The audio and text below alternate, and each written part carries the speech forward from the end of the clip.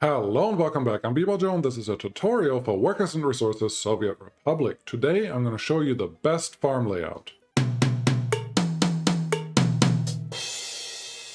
Hello, this should be pretty quick. You want to start with the most important thing, which is in this case not the farm, because I will always forget this. It is the way you collect the crops.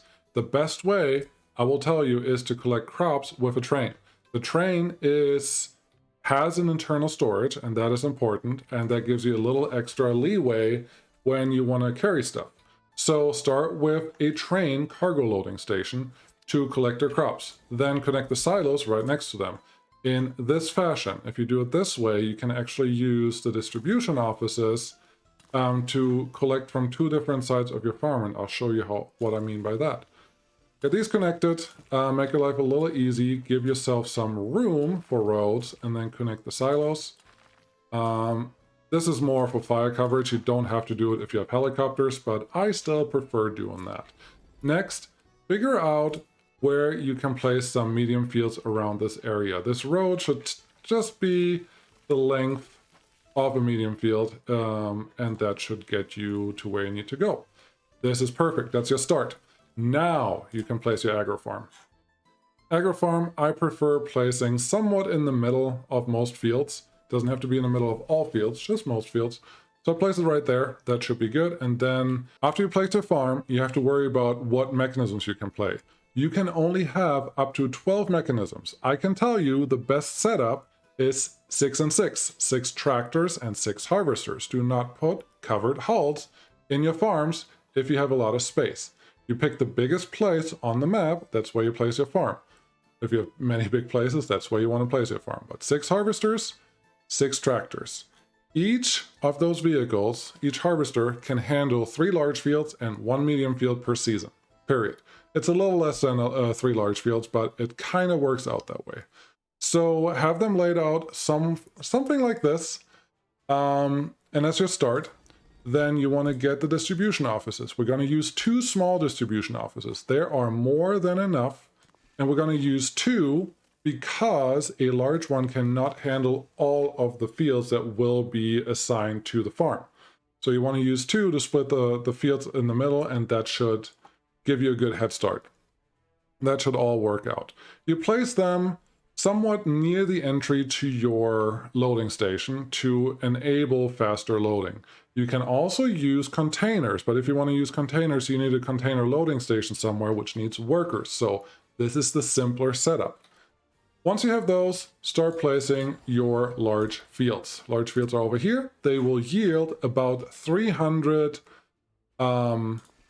crops per harvest. I like to spread mine out just from the center of the farm. Do 6 at a time. So there's a 6 here, and then 6 up on this side. 1, 2, 3, 4. Don't waste space now. 5 and 6. And we're going to do something pretty much the same on the other side. Make sure you have space for your train to get in and out from here. So do that. This does not have to be completely symmetrical. If you really want that, then that's up to you. But this is your basic farm setup, but you're not done yet. First, do not use mud roads. Mud roads are too slow for your covered hulls. Then they will not keep up with what you want to do.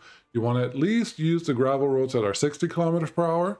You can use asphalt roads if you have the bigger, better trucks later on, but gravel roads are the minimum. Connect your fields.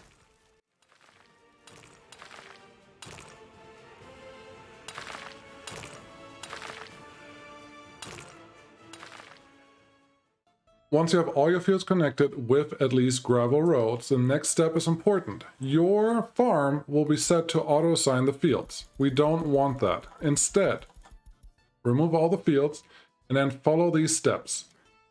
You have to know that a harvester and a tractor can harvest a full field with an empty tank, as long as they get onto the field with something in the fuel tank. They can harvest 3 medium fields or 1 large field at a time. So you want to set up the first one as a medium field and then have them go to a large field right after. So let's do that. And you want to do that in a certain order. You have tractor 1, 2, 3 4, 5, 6. Now they're assigned to these sides of the farm, and that's where you want them to stay. The first one is right here. After the first one is done, they want to go to a field that's within driving range. Within driving range means they can get there without having to refuel. If they need to refuel, they have to go to the farm. Okay, let's assign it from here, go up there. The next one that we assigned was this one. This was number 2, same thing, and number 3 is up here. They can go out there. Same idea on this side. Have you go out there, there, and there. And these are now the furthest away. Once they're done with these, they will go refuel. You have 2 options. You can either place a fuel station here, and they will go there to refuel as long as you supply power and fuel, or you don't supply a fuel station and you bring fuel to the farm, and the farm itself has a fuel storage tank, and they will refuel there. So they will go back to the farm. Now when the tractors or harvesters come back, they're near the farm. So to be efficient, assign the fields that are closest to the farm, but you still want to spread them out so they get there faster. After the big field, they go back to the farm, and now you assign the last round of big fields. Here it really doesn't matter, it's more random, but now you're done with your farm, and they will be as efficient as they can be for this season. After you're done with that, go to your distribution offices and assign the rest. The first one you want to assign is the cargo station. This is where they're going to drop off all the grain. You want to do that, make sure that the storage percentage is, that you set to unload, and storage percentage is set to max. That's the first one. Why? This is the easiest way to see where you unload something. And then you just assign the fields that are on the side where the distribution office is, and it will just map out. It's just fine the way it is. You do the same thing over here, assign the cargo station, and they will now come in from this side, so they're not blocking each other when they do things, and the harvesters are working simultaneously on both sides. So you will always use both distribution offices, and you will use all your mechanisms. Assign these again. And then you're done. Now you have a farm that is as efficient as possible, and it will get you the highest yield that you can get. With this, you should have a really good start, and once you have a lot of free spaces, this is what you should do. Clone the whole farm, if your computer can handle it, move it to the next spot, and you have the same farm set up again. There you go. It's easy as that. I hope you guys learned something. If you did, like and subscribe. If you didn't, please let me know what else you want me to cover. I will see you again next time. Thanks for watching. Bye.